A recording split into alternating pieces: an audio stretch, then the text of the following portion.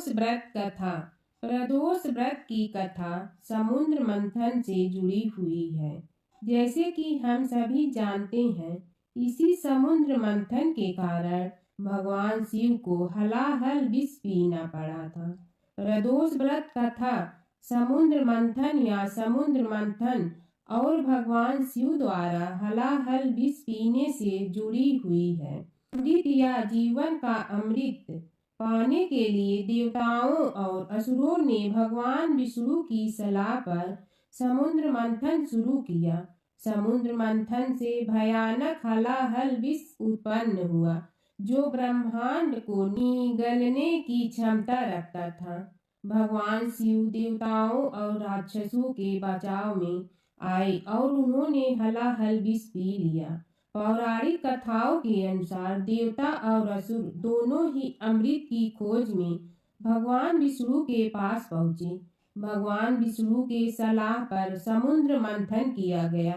इस समुद्र मंथन में कीमती रत्न, आभूषण इत्यादि देवताओं और असुरों के द्वारा प्राप्त किया गया। साथ ही अमृत और हलाहल विष प्राप्त हुए। यह हलाहल विष इतना ज्यादा जहरीला और खतरनाक था कि यह पूरे ब्रह्मांड को नष्ट कर सकता था। इसलिए ब्रह्मांड की रक्षा हेतु भगवान शिव ने इस हलाहल विष को अपने कंठ में धारण कर लिया। राक्षसों और देवताओं ने समुद्र मंथन जारी रखा और अंततः चंद्र पखवाड़े के 12वें दिन उन्हें अमृत मिला। 13वें दिन देवताओं और असुरों ने भगवान शिव को धन्यवाद दिया।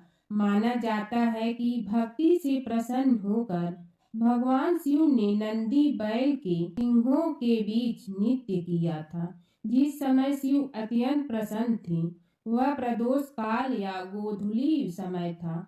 ऐसा माना जाता है कि भगवान शिव इस अवधि के दौरान बेहद प्रसन्न होते हैं और सभी भक्तों को आशीर्वाद देते हैं और त्रयोदशी के दिन प्रदोष काल के दौरान उनकी इच्छाओं को पूरा करते हैं। प्रदोष को प्रदोष कहने के पीछे एक कथा जुड़ी है। संक्षेप में यह कि चंद्र को क्षय रोग था, जिसके चलते उन्हें मृत्यु तुल्य कष्टों को झेलना पड़ा।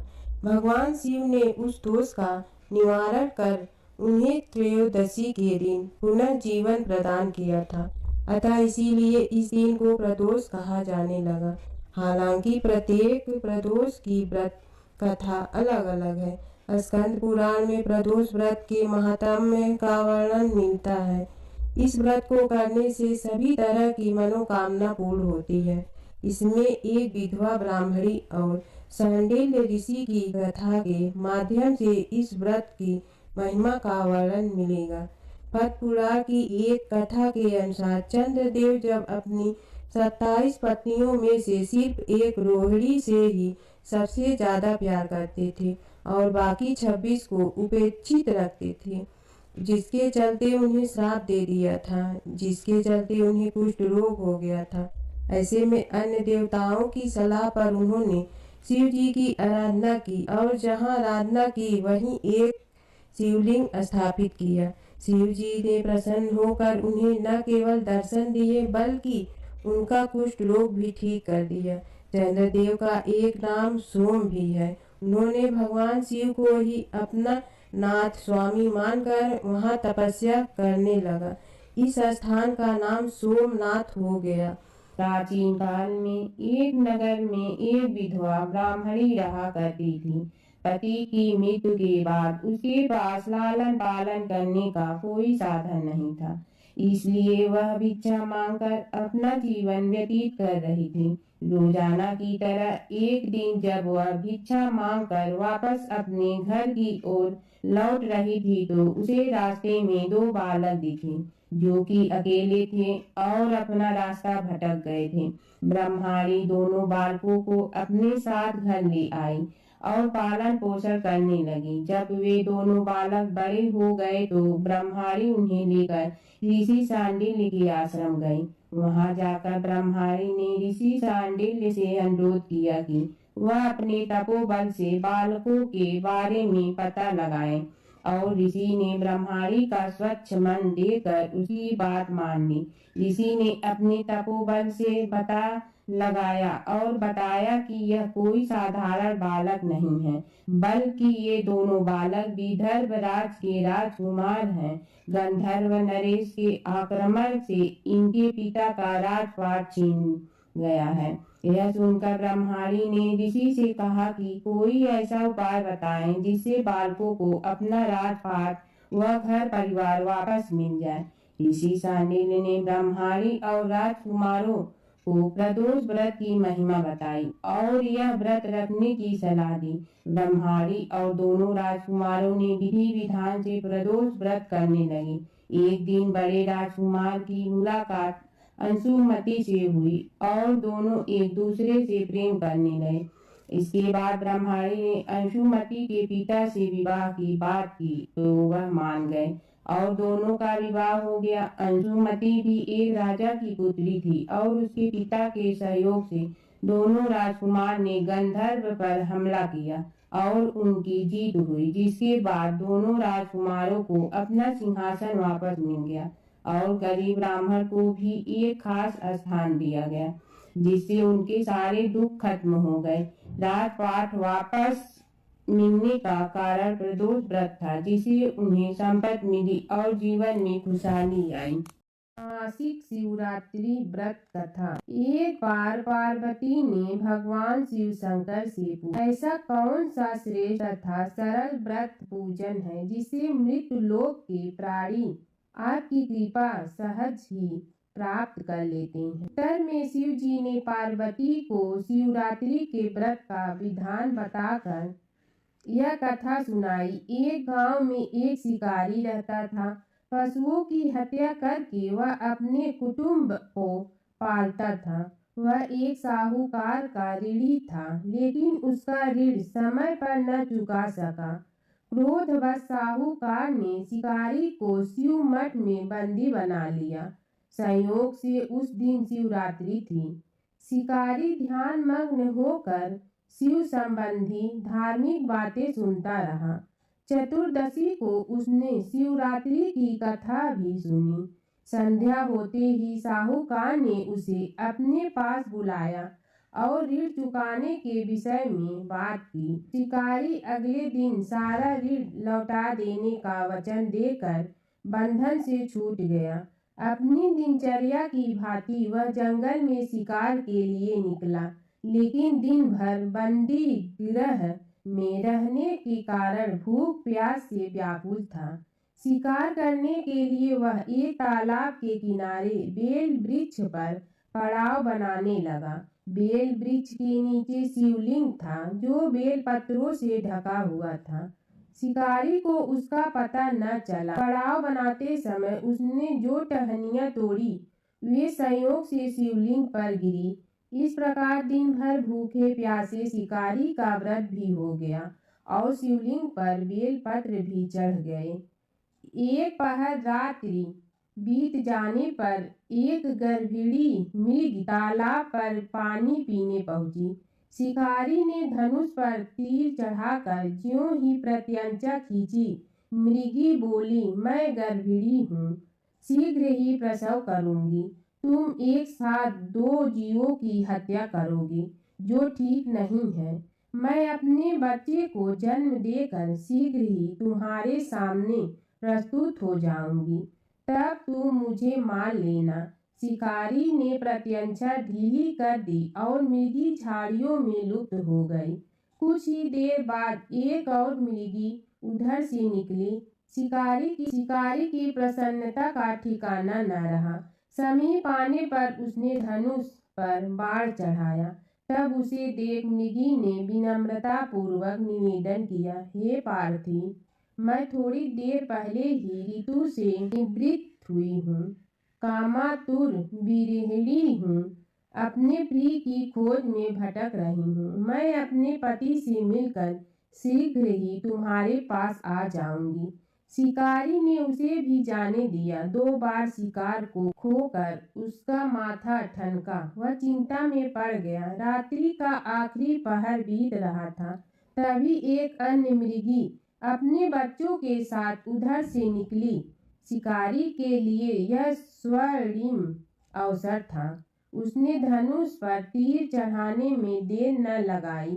वह तीर छोड़ने ही वाला था कि मृगी बोली, हे पार्थी, मैं इन बच्चों को पिता के हवाले कर के लौट जाऊंगी। इस समय मुझे मत मार।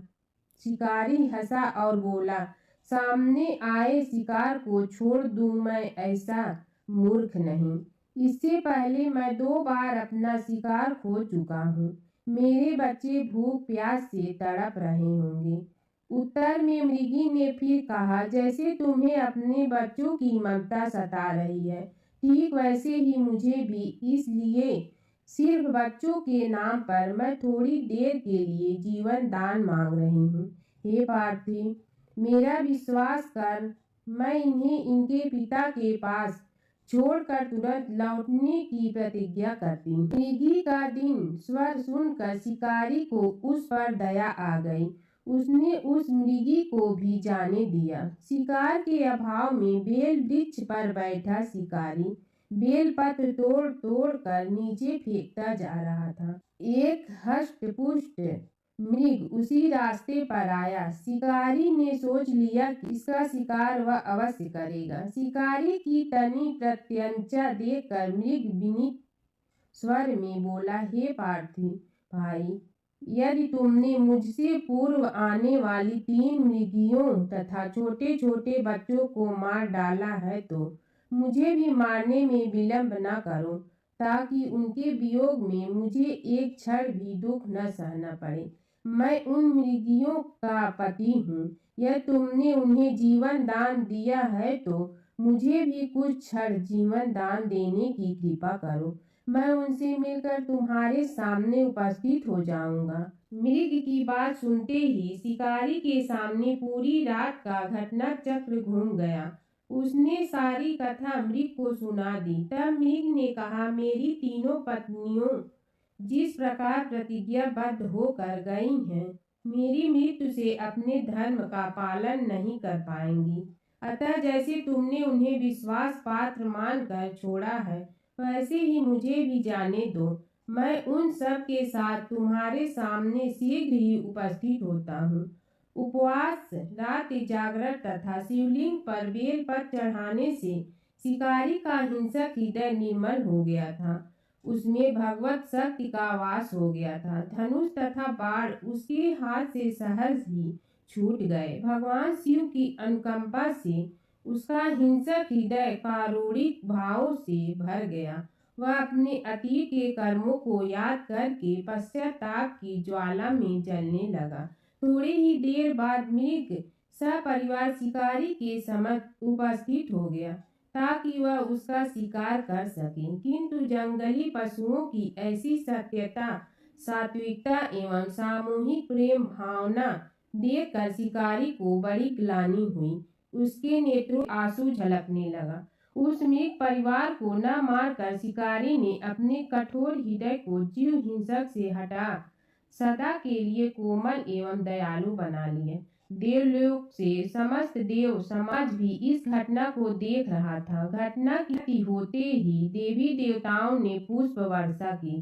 तब शिकारी तथा मृग परिवार मोक्ष को प्राप्त हुए।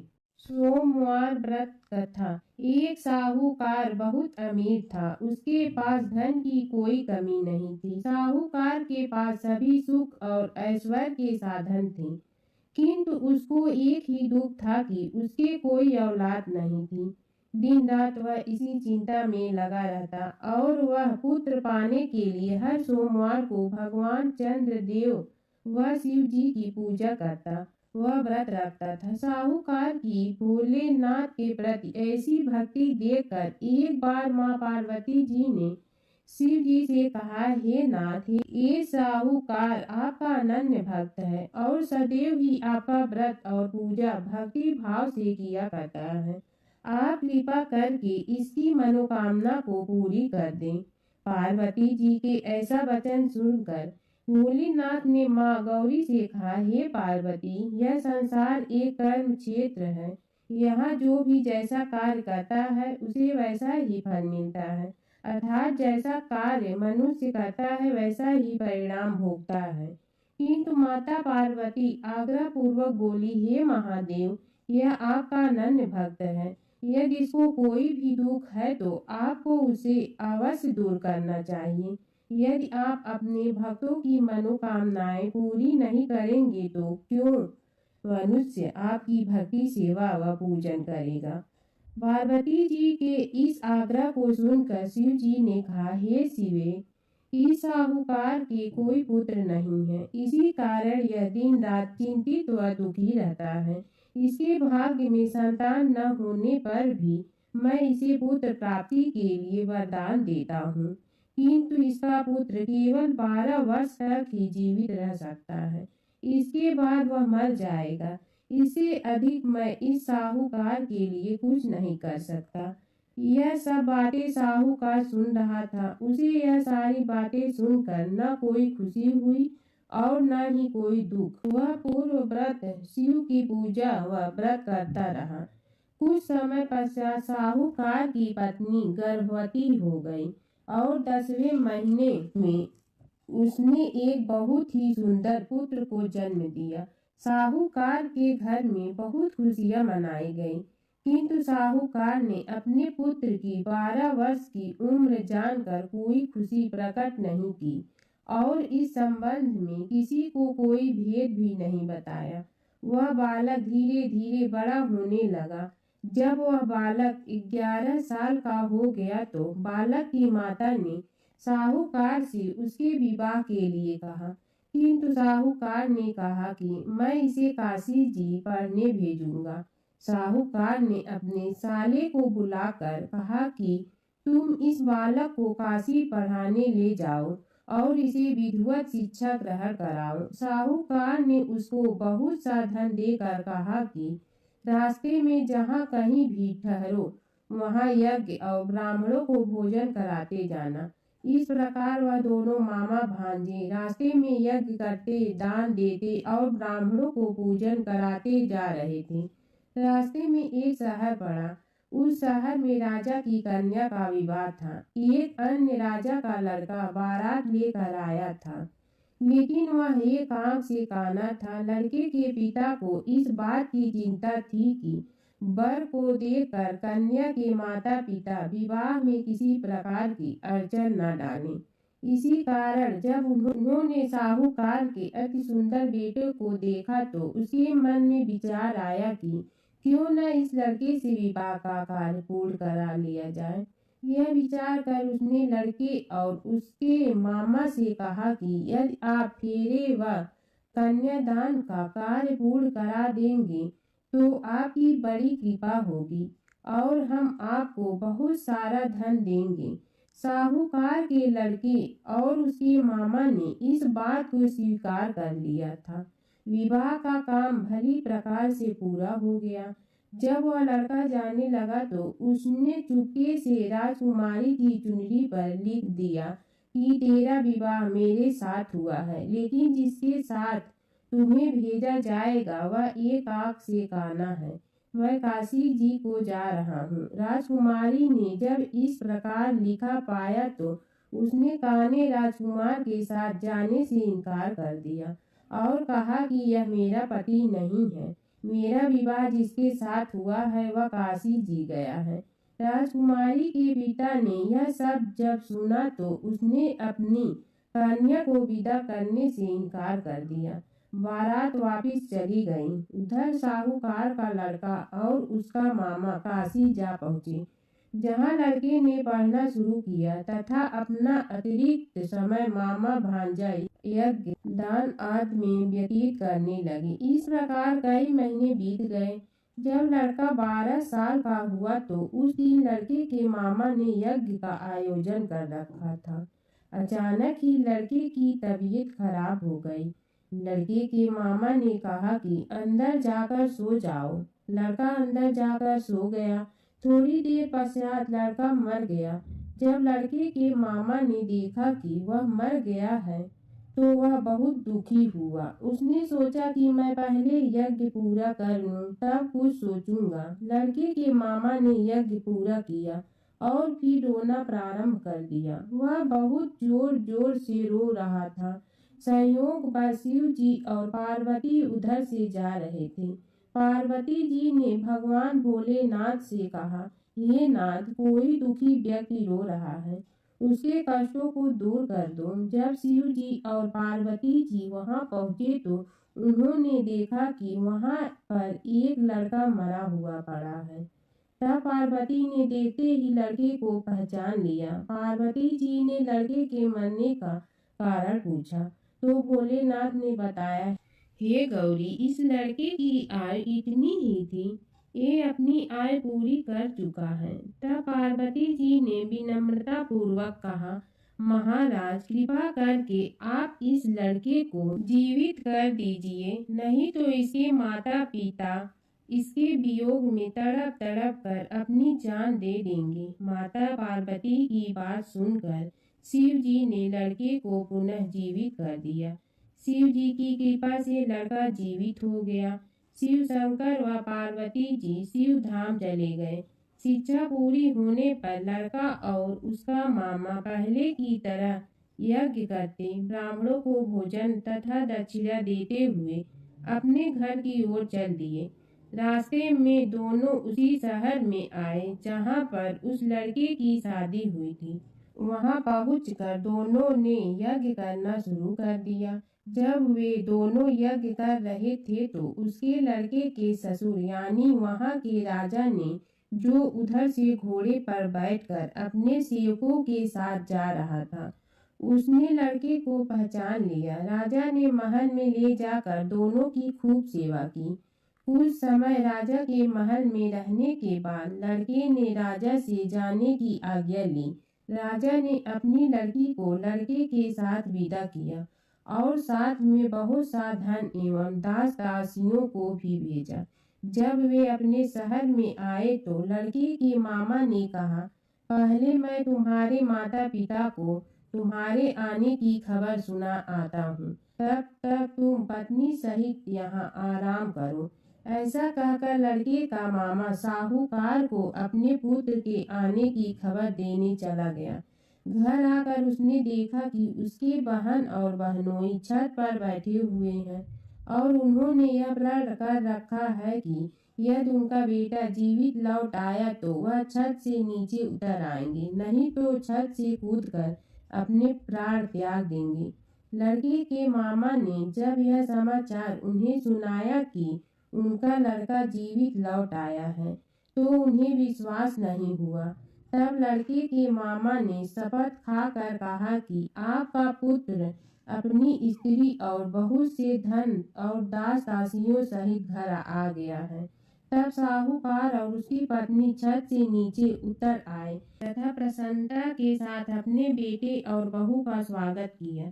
सभी प्रसन्नता के साथ रहने लगे। इस प्रकार भक्ति भाव से जो भी प्राणी सोमवार के व्रत का पालन करता है तथा प्रेम पूर्वक इस कथा को सुनता या पढ़ता है तो उसके सभी कष्ट दूर होते हैं, सारी मनोकामनाएं पूर्ण होती हैं और इस लोक में सभी सुख सुविधाओं को भोग कर अंत में उसे शिवलोक की प्राप्ति होती है। इस प्रकार सोमवार के व्रत को 16 सोमवार तक करें, फिर उद्यापन करें। इस व्रत के प्रभाव से मानव को सभी प्रकार के सुखों की प्राप्ति होती है। जय शिव ओंकारा प्रभु, जय शिव ओंकारा, ब्रह्मा विष्णु सदा शिव अर्धांगी धारा। जय शिव ओंकारा, एकानन चतुरानन पंचानन राजे, हंसासन गरुड़ासन वृषवाहन साजे। जय शिव ओंकारा, दो भुज चार चतुर भुज दस भुज अति सोहे, तीनों रूप निरखते त्रिभुवन जन मोहे। जय शिव ओंकारा, अचमाला बनमाला मुंड मलाधारी, चंदन मृग मद सोहे भोले शुभकारी।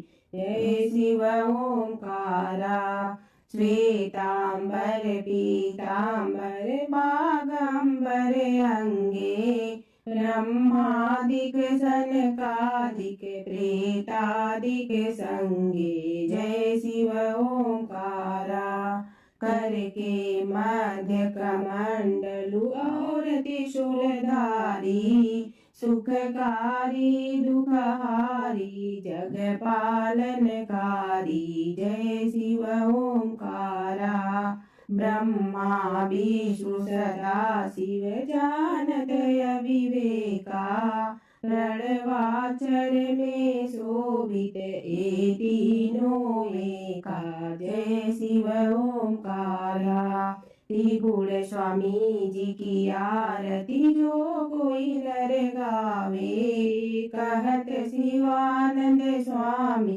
मन वांछित फल पावे जय शिव ओंकारा प्रभु जय शिव ओंकारा।